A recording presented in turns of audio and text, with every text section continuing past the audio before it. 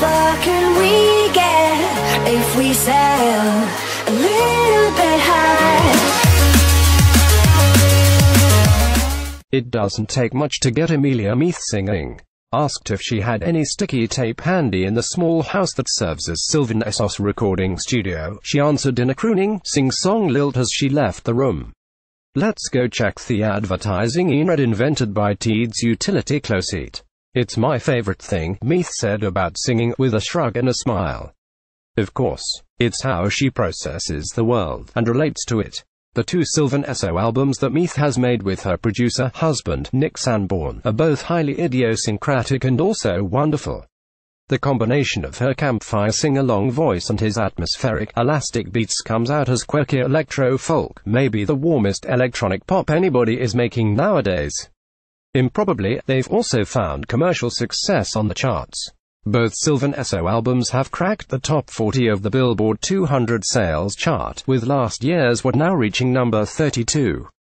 What Now earned the duo the first Grammy nomination for Best Dance Electronic Album, up against a field including Seattle's Odessa and the pioneering German ensemble Kraftwerk. That's impressive all the way around, and Sylvan Esso originally planned to dress up to attend Sunday's Grammy ceremonies in New York.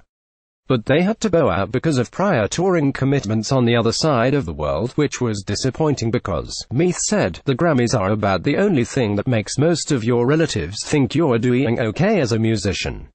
We can't go to the Grammys, which is the worst, Meath said. But it's because we're going to be on this beautiful spring festival in Singapore with a bunch of our friends, which is the best. Even without the Grammy victory lap, however, Sylvan Esso is in the midst of a highlight reel stretch. They have a terrific new single out, Parado Me, which they debuted recently on Jimmy Kimmel Live. And beyond Singapore, the tour schedule includes Bonnaroo, Governor's Ball and other major music festivals, plus headlining shows in prestige venues like 9,500-seat Red Rocks Amphitheater in Colorado. It still feels crazy, Sanborn said of seeing his group on the charts. Although that feels like more of a litmus test than a goal reached.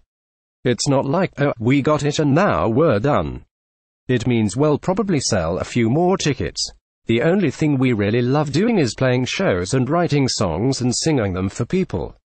Finding people who get you and hear you and understand where you're coming from, it's just one of the coolest things about playing concerts. Sanborn, 34, and Meath, 29, have been married since June 2016, and they live in a state of near constant banter that's highly entertaining to watch. They first met about 6 years ago in his then hometown of Milwaukee, where their respective bands shared a nightclub bill. They hit it off, and Meath asked Sanborn if he would remix a song of hers called Play It Right. Things went well enough for them to continue collaborating. Sanborn moved to Durham in 2012 to join the folk rock band Megafauna as bassist, and Meath followed him in early 2013 after a long stretch of touring as backup singer for Feist. They formalized the partnership as Sylvan Esso, taking the name from the computer game Sword Sorcery, a small singing character that appears to tell players they're on the right track. The format of solo singer backed by accompanist at a keyboard conjures up sonic images of high beats per minute songs for the dance floor. And while Sylvan Esso has plenty of songs that get crowds moving, they've always shown a wide range with electronica arrangements that frequently trend toward moody and down-tempo. They made a great full-length debut with 2014's Sylvan Esso, quickly growing into a live act capable of filling large spaces. By the 2016 Hopscotch Music Festival in downtown Raleigh, Sylvan Esso was headlining Fayetteville Street's Big City Plaza main stage with a revelatory performance. Meath was an incredible presence on stage, one you felt as well as heard, even when she was visually hidden in thick clouds of green and purple fog. That energy carries over to What Now, with a darker overall feel than the debut. In particular, radio sounds equal parts bewildered and cynical as Meath sings about faking the truth in a new pop song in a scenario that won't end well. Slaved to the radio, wait till they forget you, though. Then there's Die Young, a love song both chilling and sweet on which Meath declares, I was gonna young, but now I gotta wait for you. Does she ever worry about putting too many of her feelings and vulnerabilities on public display? I only feel like I expose too much emotionally when people think they can engage with me on that level, she said. when they feel entitled to poke and prod into my more intimate feelings. But I always feel in control in terms of my vulnerability and being able to reveal exactly what I wish to.